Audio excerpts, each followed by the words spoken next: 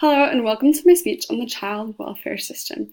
Today I really want to talk about the issues involved with the system and how they have hurt the children that the system is designed to protect. The children are left to fend for themselves, but they are never really given a voice, and the child welfare system has stepped in and was designed to offer protection, but the protection has left many in inconsistent, unstable environments, abandoned, emotionally unstable, physically or mentally scarred, and even some, because they've slipped through the cracks, have ended up dead. The system itself is overwhelmed, and in its current state, the design and the intention to help these vulnerable children really has not been fulfilled, because there are too many children entering, too few exiting, and an overall lack of resources and staff to care for these children.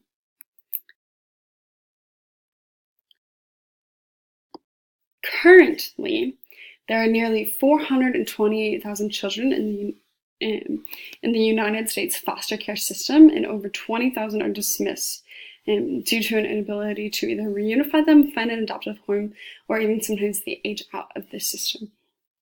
That's about 500,000 children who are left without a stable home, proper care, a loving family, or consistent education every single day. And the 20,000 that are dismissed really aren't left with much protection or resource to equip them to be successful.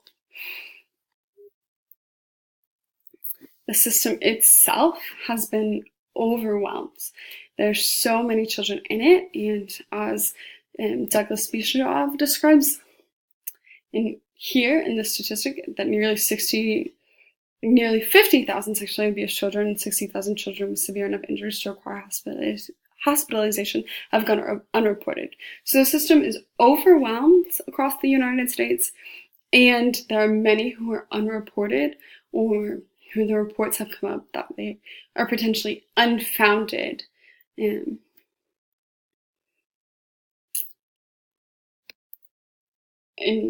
this problem has only deepened, and it really seems as though they point to a lack of care or concern, or a lack of services. But with the system that is in place, not much can be done, because with an ever-increasing rate of children entering the system, few exiting, the lack of resources, the lack of staff, there's only so much that can be done under the current framework and the legislation for children. Because the system used to be designed to help families that were dependent and needed resources, it was redirected a while ago to look more at children who have been abused and neglected, and less on those dependent families needing resources. And when they did that, they kind of made a managerial assembly line kind of production. The goal was to increase efficiency because they had so many hotline calls coming in. But when they did that, they really took away the social worker's role. And because it changed from meeting the needs and helping families solve problems to collecting and organizing evidence and data and engaging in risk management in a way to almost create a managed care kind of profile with the focus on being efficient. The efficiency, though, was not necessarily effective with dealing with the lives of innocent children, but that's the way that the legislature was written. And when that switch was when it was implemented, many of the social workers kind of began to burn out, and there was a high turnover because they had their hands tied. They wanted to help the children. There was only so much that they could do in that framework, though, to help them, and the effect continued in high turnover, increased burnout. And in some places, there were 80 to 100% rate of turnover, and 50% was really common, and that was back in 1998. Now it is even more so. You have even more children coming in. You have the same framework that was present back then, and you have increased burnout because there's not much that can be done, which really adds to the overall issue of too many children entering, too few exiting, a lack of resources, a lack of staff, and a lack of a framework to help the children be successful. And that is also very true in Kansas. That is not just across the United States. The same well-oiled production line that has kept the children in the foster care system is present in Kansas. And in fact, they actually set records for the number of children in foster care over the past 5 years.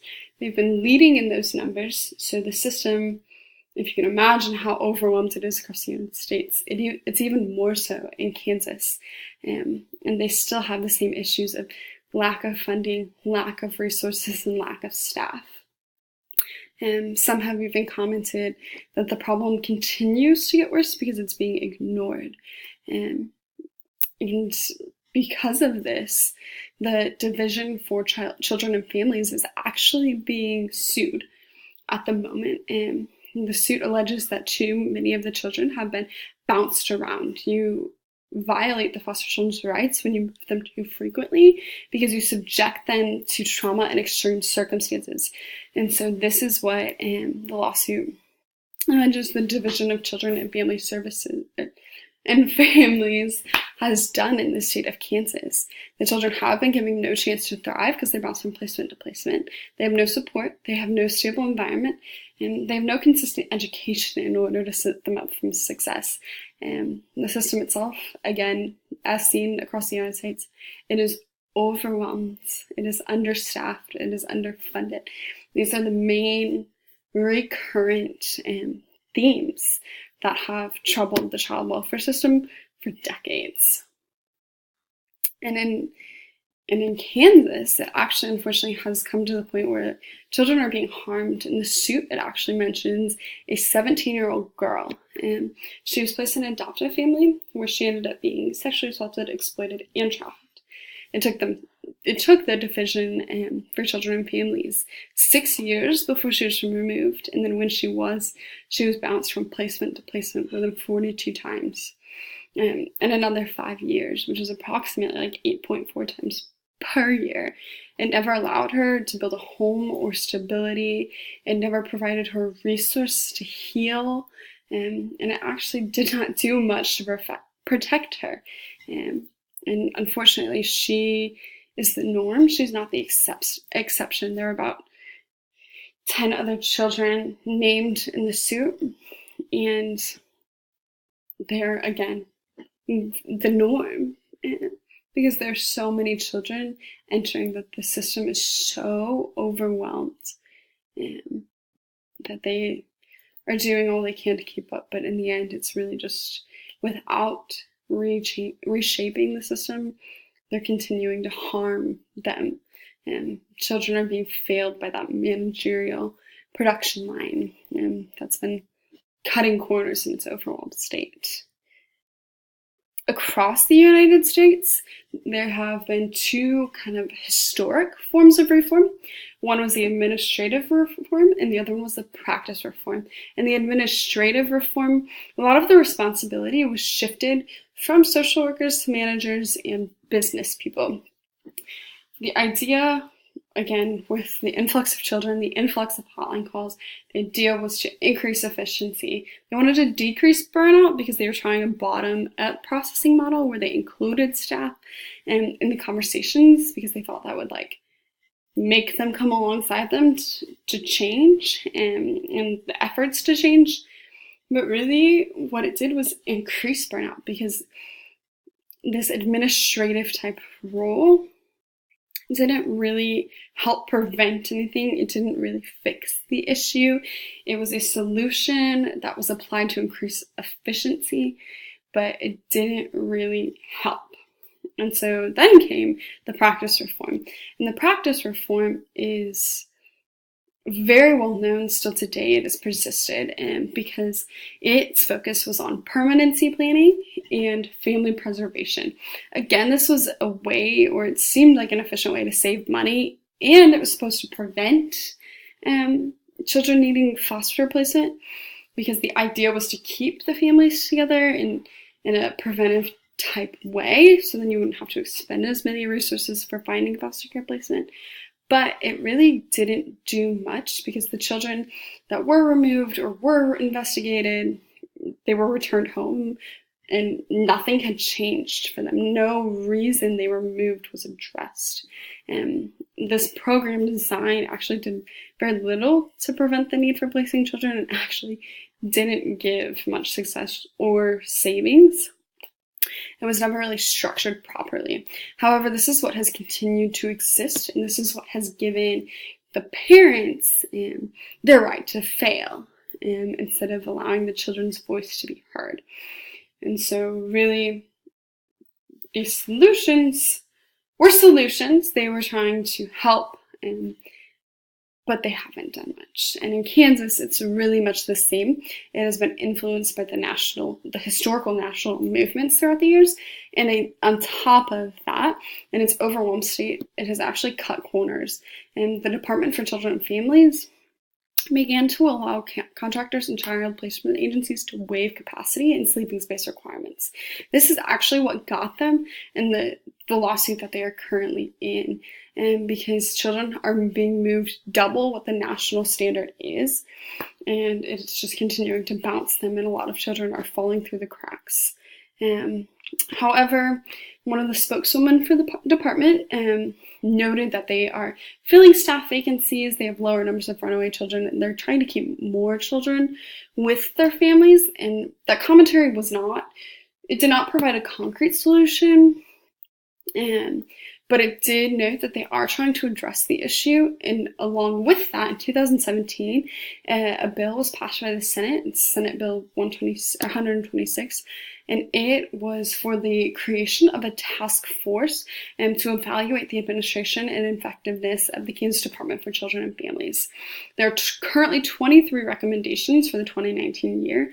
They're in 3 different tiers, and since this is a newer design, there's not much still known about its effectiveness, but it actually looks like to be a hopeful solution, as it will potentially and hopefully open DCF's eyes to the things that need to change in order to help the children. And while all these solutions have helped to agree, there are some things that I personally feel could be changed. And so I propose that the system undergo a complete restructuring in the form of a new model to include comprehensive evaluation of every variable that can be controlled. Some of those include allocation of funding, provision of resources, redirection of focus, and the degree at which children have a voice.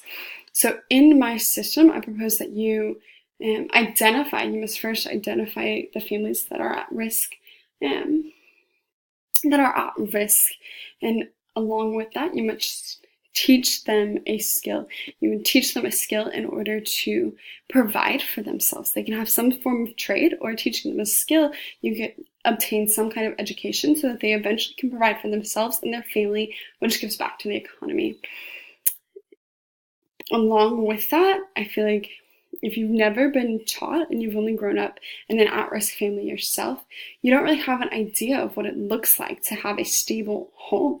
And so I need other resources like parenting and substance abuse courses, mentorship to keep the parents accountable, to encourage them to be there on the good days and bad days. And then along with that, you need counseling for every member of the family involved. You need to aid them in a placement for a stable home and an educational environment, and you have to find some form of accessibility to medical care. You have to provide resources in order to prevent. And so I propose that there be new agencies and departments created to provide these services and help these families. But it must not be something that's shamed. It must be something that allows for dignity to remain intact.